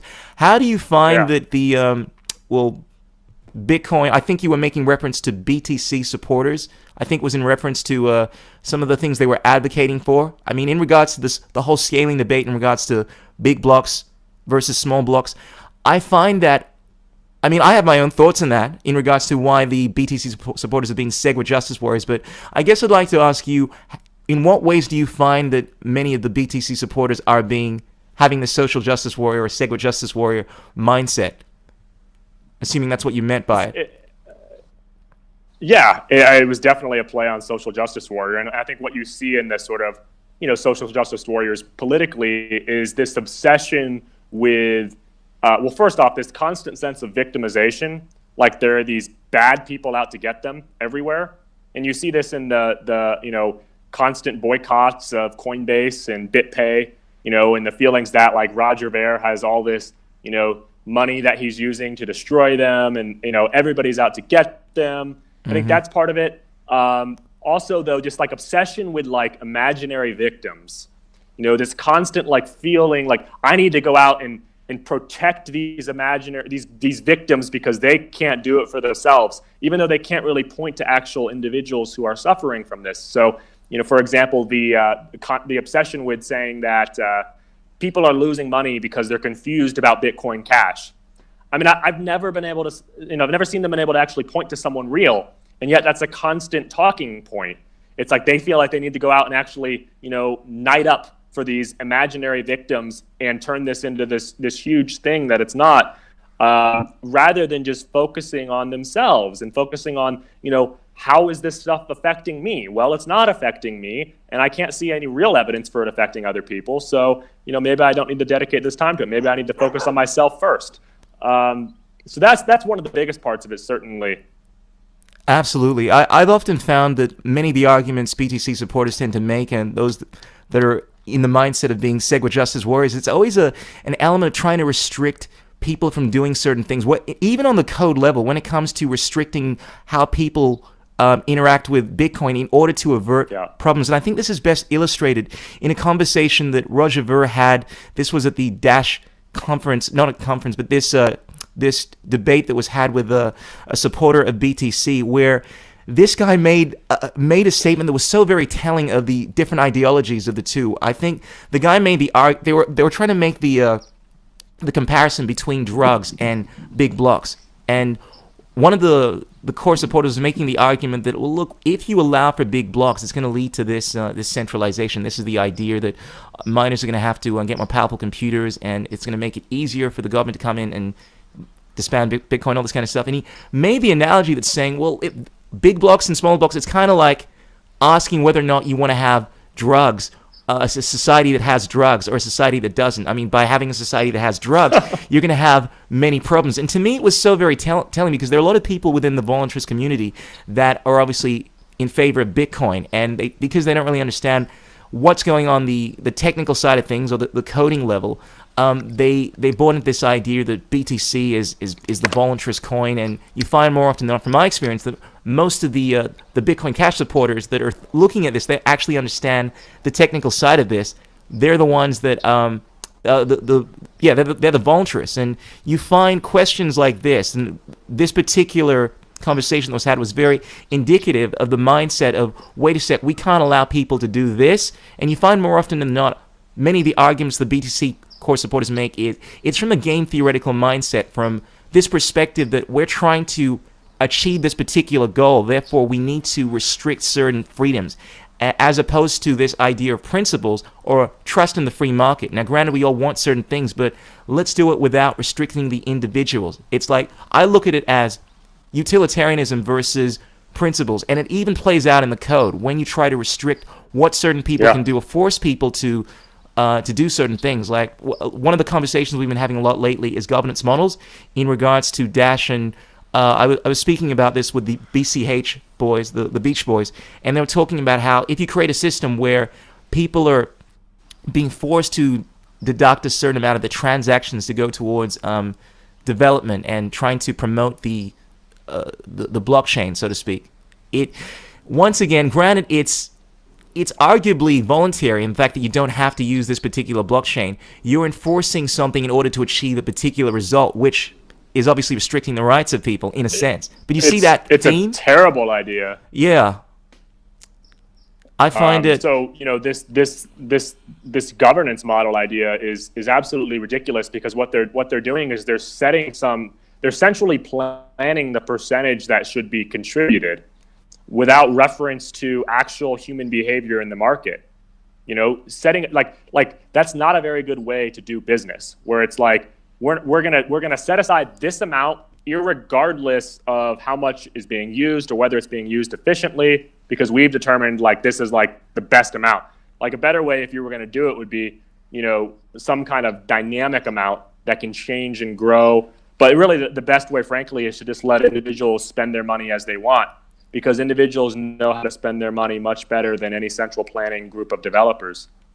Absolutely. And once again, it comes to this whole idea of allowing people to do what they want, trusting the free market. You made a point during the early part of this conversation in regards to I think you were talking about practical versus like what works versus what is actually principled. And this is, to me, I mean, I find philosophically this is one of the most important questions at play, because and this shows itself even when we're coding. I mean, a lot of people say that Bitcoin has nothing to do with code, that when people speak about philosophy, it's not relevant to Bitcoin. But from a coding perspective, it comes down, I mean, what are you trying to do? Are you trying to respect individuals because you believe that by doing so and allowing them to decide how they go about their affairs, that's going to lead to the best society through just competition, or do you believe that you can centrally plan how things should be because you believe by doing so it would lead to the result? And I would obviously agree with what you're saying. Correct me if I'm wrong, that by allowing individuals to make decisions, I mean,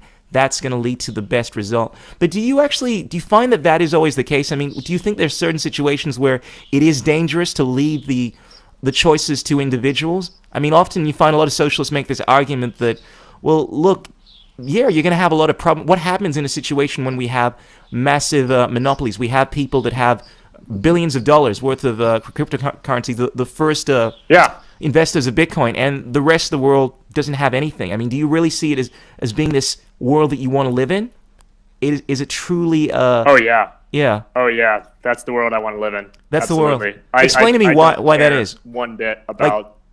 Well, because if you look at the places that have free market wealth concentration, now not political wealth concentration, certainly there are absolute problems there, but if you look at the places that are the freest, that have wealth concentration, it lifts everybody up. Absolutely. And fundamentally, look, it's not my job to tell other people how much wealth they can acquire. I think it's a very bad signal to send to potential investors that is essentially telling them, look, if you acquire too much money, this group of developers is going to code away your wealth. That's a terrible, terrible signal. I mean, who would ever invest in a system like that if they had the choice? A lot of these other systems are forced, and so you have to invest in a system like that. But with something like Bitcoin or a cryptocurrency, people are going to don't have to invest, and they won't if they think that their productivity is going to be arbitrarily limited by a developer. Now, in terms of free market outcomes versus socialist outcomes, look, perfection is an arbitrary standard. It's a Platonic form, ideal. It's not real. All you're looking for is, does the market produce better results than the centrally planned system?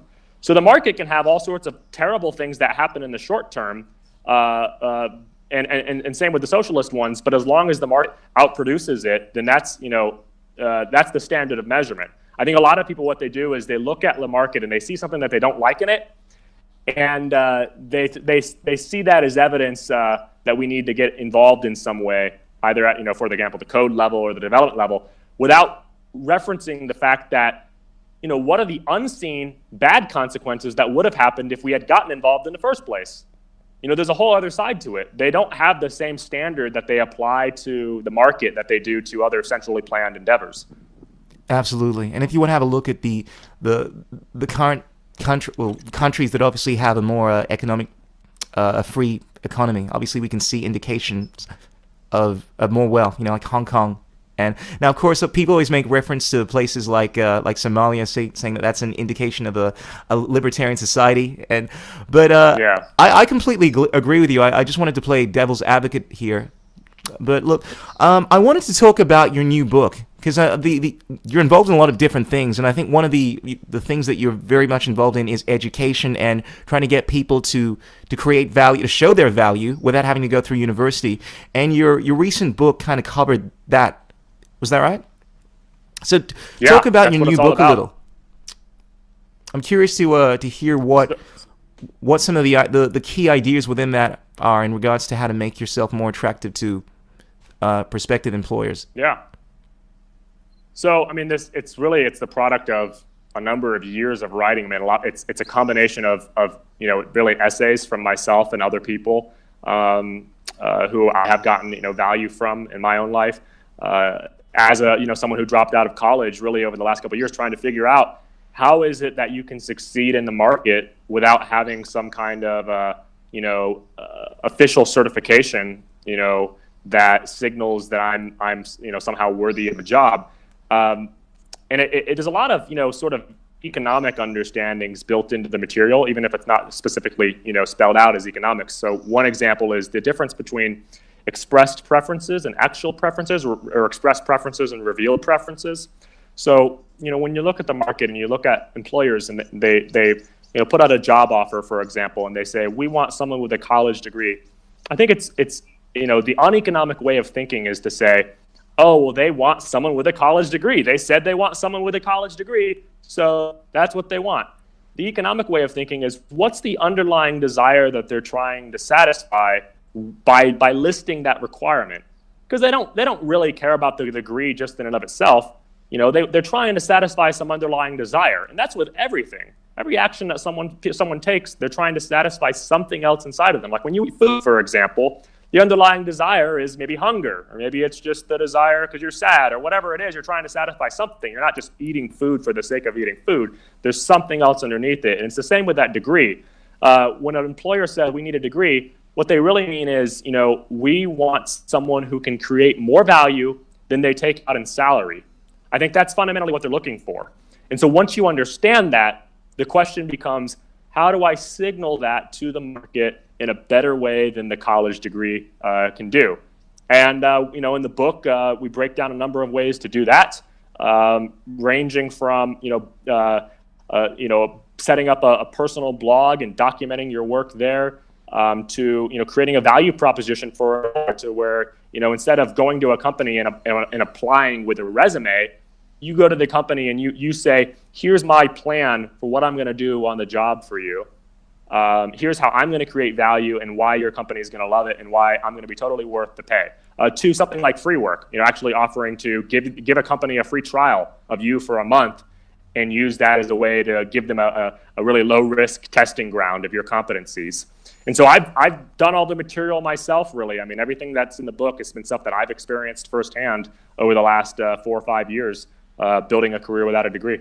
Yeah, that sounds like really practical stuff, man. And I like how you get to the underlying reasons that, the underlying rationale behind what people are looking for, so to speak. Like, I feel like it's a very philosophical way of trying to get to the core of what's going on over here. I mean, a lot of people will just look at some kind of a job application and they'll figure, oh, wait a sec, someone's looking for someone to do this, but you're trying to really get a sense of what they really want. I feel like that once again comes down to no one's philosophical breakdown and things. Like, you're really getting into the heart of why things are as they are. I feel like that's the fundamental attitude the philosophers have. So mad prop. I'm actually really curious to check this stuff out. You created a lot of videos talking about your experiences at university and things like that, and I like how you flaunt being a dropout from university. I mean, it's something that you, correct me if I'm wrong, but you don't see as being very beneficial, the current university system. Oh, yeah. Is it I mean, do you see any value in university in this day and age, or do you feel as if there are much better ways? I mean, what are your thoughts when it comes to formal education? What would be your advice to people that are doing a course that they're not that enthusiastic about, they're not sure if it's going to be worthwhile? What would you tell a young lad or girl that's kind of in that mindset? Well, so everything's subjective in this regard because it all depends on your personal goals, I would say. But, college can be valuable, but the question is always, value in comparison to what opportunity cost? So just because you can go to college and get value out of it doesn't mean that it's still the best path. Sure. How much is it costing you? It may be the case that, what's the cost? What's the kind of lifestyle that you want to have? What are your goals? And maybe you can actually achieve those goals without actually going through the university system at all, or you can do it much faster. Like I met a kid, for example, who wants to start a craft brewery, and he's taking on college debt to go to college, and by the time he graduates, he's going to have $80,000 in debt or something like that, something crazy. He's going to be no nearer to his goal of starting a craft brewery. Well, what's the alternative? Maybe the alternative is that he offers to work for free at a craft brewery for a couple months or something like that, gets some experience, gets in at some entry-level job there at some upstart craft brewery, works with the founder and CEO, saves money, lives at home. By the time he would have graduated college, he's got $20,000 or $30,000 in savings, or maybe even more. And now he has actual industry experience. Or like the kid who I mean, so I would say that's one thing. Another thing is try before you certify. It's kind of a play on words, but like, I see so many people who go to college because they think they want to be a doctor or a lawyer, and the time they graduate, they realize, oh, I don't want to do that. Or even like they say, I want to go be a journalist. Like all of these things can be tested before you ever spend a dime on college. You can intern for a newspaper. You can intern at a doctor's office, and you can actually see like what it is they're doing on a day-to-day basis. If you want to be a journalist, you can start writing now and make sure that you actually like to write. Because you might realize by the time you graduate college that you actually don't like to write that much, or you're not a good writer, or there's not enough money in it. So you should really, I think too many people make this decision about college in a very like platonic way. Like college is always valuable, irregardless of my individuality and my goals. Absolutely. To me, that's just a ridiculous way of living your life. Really, like college is a premium good. You wouldn't spend any other money on some kind of premium good like that just because like everybody else is doing it. It's like you should really think like, does this give me value? And this comes back to individualism. It's like, is this serving my life, my goals, my ends, or is it actively thwarting them? And I think if more people asked that question, they would realize that college is not only a net zero, it's actively thwarting their long-term interests. Well said. Everything that you're saying, that you hit on the nail. One I wanted to actually go into, because you kept on mentioning, you mentioned the point that everyone else is doing it, and your way of looking at this thing, the fact that you're looking at this outside of the box, and you're seeing other ways of how to achieve what you want. And I feel as if most of society is kind of doing what is being done because it's been done for such a long time. And one of the things I often see with free thinkers is they're obviously thinking outside of the box, and I think it's so important to do that. And one of the things I wanted to mention, but I forgot at the time, but it just came to mind. And I think this is such an important point, is this whole idea of people wanting to conform to what everyone else is doing. I mean, I think one of the most powerful things that I've seen in regards to experiments is this thing called the Asch conformity experiment, that shows how people can be influenced to go against their better judgment when enough people are doing something. When something makes absolutely no sense whatsoever, like spending $100,000, $200,000 in order to do a degree. And I think of this experiment that took place in the 60s or 70s, where this kid has to determine which line is bigger between these two lines, which one is bigger. And it's clearly, the answer is very clear, but he goes through all these scenarios, and then there are other people in the group, I think they've been planted somehow, and they're all picking the wrong answer. And eventually this guy starts second guessing himself, thinking, well, wait a sec, everyone else is doing that. Everyone else is thinking that this line is bigger, even though I don't think it's bigger. Therefore, he goes against his better judgment. And they found during this test that most people, even when they're looking at a situation that seems blatantly obvious, because everyone else is doing it, they start falling in line with what everyone else is doing. And Roger Ver, like a while back, he put this amazing video that kind of illustrates the same idea as to how people are just inclined to do what everyone else is doing. And you kind of alluded to that. Was that the girl stepping up with the beeps? Yes, absolutely. And this, when it comes down to, I mean, I find people that really break this stuff down philosophically, whether they're looking at this from just a common sense perspective, or they understand just the nature of psychology, the nature of the subconscious mind, how people interact with society, you come to the realization that just because things are as they are and have been for a long time doesn't mean that that's the best way to do it. And I think this also comes down to Bitcoin Cash in regards to how initially many of the people that were adopting some of the changes in Bitcoin, they had no understanding about Bitcoin, but because they were authorities in different areas that had nothing to do with Bitcoin, because they had some authority, everyone else was assuming that they must know what they're doing. Therefore, they gave support to the idea of the authority figures as opposed to thinking rationally and logically. And it's definitely the theme that I see coming up over and over again, regardless of whether it's Bitcoin Cash, regardless of whether it's politics. This idea of people not wanting to look at things and try to critically analyze what's going on. And one of the things I find in your work is you're definitely thinking outside of the book. There have been times when I've questioned some of my current ideas, like within the Bitcoin Cash rule. Wait a sec, just because everyone is saying this, does that mean it's so? And it gives people permission. I find people like you, people like Roger Ver, even when you don't necessarily agree with them, when they're saying something that is so outside of the norm, and I try to do this as well, it gives you permission to do the same thing, to stick out and say something that is outside of the norm. Because more often than not, I find there are many other people that are thinking the same thing that you are, but they just don't have the courage to say it because they don't want to be the black sheep. Yeah. Yeah. But bro, finally, one of the things I just want to finally bring up is this involvement you've had with the, you created the Nakamoto Studies Institute. So what was it that kind of drew you to want to create that? Because I think it's a beautiful idea. I think in order to ensure that we're moving in the right direction, Satoshi's vision, we obviously need to understand the history, understand what's going on, so we don't repeat what happened with the BTC saga. But what was the main driving factor that got you to create the Nakamoto Studies Institute? Yeah. Well, I think a lot of people miss like when you're discussing Satoshi, particularly the core side. They like to say, well, Satoshi was the best coder, and a lot of what he said, like code wise, needed to be a little bit adapted or whatever. And some of that is maybe true. But I think what Satoshi's writings give us, more importantly, is the economic understandings that he had about what Bitcoin is. And I think all too often those are overlooked these days. I also think there's a lot of, sort of just BS that has been allowed to spread because people aren't actively engaging with Satoshi's writings themselves. So this attempt to redefine what a node is, for example, or these attempts to say that Bitcoin was never for commerce. I mean, that to me is mind-blowing, because in the introduction to the white paper, he specifically says the goal is to solve a very particular problem related to internet commerce, and merchants and payments.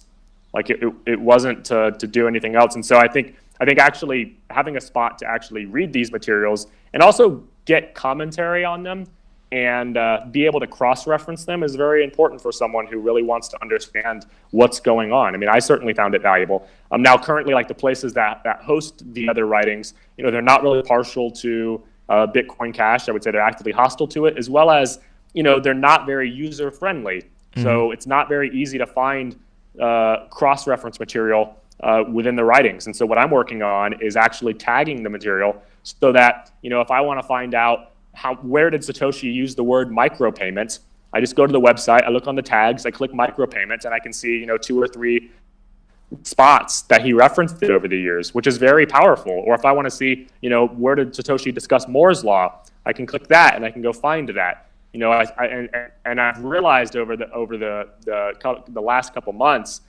just how much misinformation is out there, because there's not that ability to quickly search things. So one example that I found recently was, people were using a post on the P2P Foundation from Satoshi as, or they were saying micropayments aren't relevant to Bitcoin. They don't matter to Bitcoin. And I was like, well, okay, let's go to the P2P Foundation. Satoshi says it's very important right in the top of the post. He says, third-party intermediaries make micropayments impossible. Well, I mean, this is a really, really core part of his vision for Bitcoin, and it's been forgotten because there's no way to quickly reference words. Well said. And I really admire what you're doing, because I think what we're seeing now, you see elements of this in history. I mean, I think when people forget what is actually taking place, they forget the purpose behind something, you end up with so many of the problems that we've had. I think one of the problems that we had this entire fork, so to speak, not that all forks are bad, was the fact that people forgot the purpose of Bitcoin. And the fact that you're keeping you're keeping this massive repository out there I think is one of the best ways to safeguard this vision. And I guess I asked earlier what the best thing we can do in order to prevent what happened with Bitcoin Core from happening again. I think what you're doing now is one of the best ways, educating people, setting up a repository where people can look this information up. And I suppose one thing I want to ask you, though, because I feel like... So let me give you one more way to help prevent this from happening. And I don't have all the answers to this. It's a really ongoing debate that I have. But here's for me, this is the number one priority, is you need to let people be selfish. That needs, above all else, people need to be able to pursue their own selfish interests in Bitcoin. If you don't allow that, if you don't allow people to think for themselves and make, bad or good decisions for themselves, you end up with the kind of groupthink and cults that I think we've seen in Core. I'm completely committed to that. Above all else, people need to be able to make mistakes for themselves, and people need to be able to make to pursue what they think is their own profit. I think that's the only way we make Bitcoin successful long term, and I think that's one of the big reasons that we've stifled Bitcoin, because I think at core you see this culture that's basically like human beings exist to serve the blockchain, and I think that's a crazy fanatical idea. And it's the exact opposite. The blockchain, Bitcoin, exists to serve individual human beings, not mankind. It exists to serve individual human beings, and that in return will serve mankind. But we need to keep that at the forefront, and that will, I think, help us at least prevent some of the groupthink that can take place. Well said. That's I feel like that would be a brilliant soundbite, bro. You kind of you addressed the question that I pretty much wanted to ask you, just in regard. I mean, you were talking about how you need to allow people to be selfish, and I think allowing people to make mistakes even is obviously important. I mean, I think one of the arguments people make in regards to Bitcoin Cash, the BTC supporters, is that they're cult-like. They're wanting to follow the Satoshi vision to the utmost, even when certain ideas may not be. I mean, what if, let's say, there's a better way of doing a cryptocurrency? I mean, are we going to stay steadfast to the vision of Satoshi when all the evidence is showing that there's a better way to do something, just because we want to keep the title of Bitcoin? And I think what you said kind of alludes to this idea that fundamentally, if you give people the freedom to go out and do what they want, if they want to make their own alterations of Bitcoin, I think that's the best way to bring about a healthy society, through competition, through freedom, through many choices, that kind of stuff. So, oh yeah, I mean, I'm of the opinion that people should be able to put whatever the hell they want into the blockchain right now. They should be able to set up anything they want. They should be able to accept any coin they want. I've seen things, not nearly as much in the cash side as the core side, but I've seen it occasionally in the cash side where, you see things like Vin Armani had suggested that he might accept Dash for coin text. Or he was just, pondering the idea, and that was met with like social rebuke, like that he's somehow morally obligated to stick with Bitcoin Cash. Look, I think Bitcoin Cash is going to win, but if you expect it to win on the grounds that people are going to sacrifice their self-interest in order to serve the Bitcoin Cash blockchain, that is crazy. And it's the kind of problems that exist in the core camp right now. We need to have a total, do what you want culture. And let's experiment and let things try out. Let things be tried out. Now, it may not be ideal long term that social media platforms exist on the blockchain. I don't know, but I'm excited to see them play out. And if they temporarily clog the chain, we'll have learned a valuable lesson. But I'm certainly not interested in allowing this moral element to enter it, where we have to shame people to serve the blockchain against their own interests, and where we have to try to prevent people from being stupid, and where we have to let a cartel of developers tell us what we should and shouldn't be able to do on the chain. Cool. Wunderbar. Ladies and gentlemen, we are back again. I lost the sound for the last outro of the podcast. It's been an amazing discussion, but I just wanted Derek to have the opportunity just to say bye to everyone. It's been an amazing pleasure having this guy. No doubt you'll most likely want to check out his book now, so I'll be sure to put the link on this video. Derek will send me the link soon enough, hopefully. Yes. And ladies and gentlemen, I just wanted to say once again, Derek, it's been an absolute pleasure having you on the Crucial Journey podcast. You're a scholar, you're a gentleman, and thanks for bearing with some of the technical problems I've had over here. It's been a tough couple of hours. Windows seems to be running a nightmare in my system lately. But was there anything else you wanted to say just to end this thing? No, thanks for having me on. This was a blast. I would say, feel free to, connect with me on Twitter at Derek Magill, and on my website, derekmagill.com. Fantastic. Until next time, peace out. Keep it real, my brother. Thanks again. All right. Thank you. Yeah. So, ladies and gentlemen, I kind of lost the sound there for the last couple of minutes. So I wanted to get Derek back on again just to have him say bye. But I really enjoyed that podcast. It's been a pleasure having Derek on, and I highly recommend you guys checking out his book. I'll be sure to put the link on this video.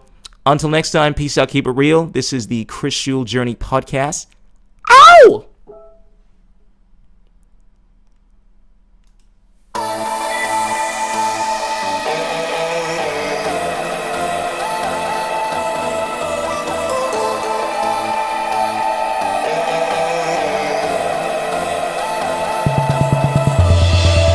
Told me that it can't be done, but I told you the battle was over before the game was done. Now if you think that I'm gonna let you run my body, my heart, and my mind, then you better listen, son. Oh, you think you're invaluable, you act like an egg gold, think you're gonna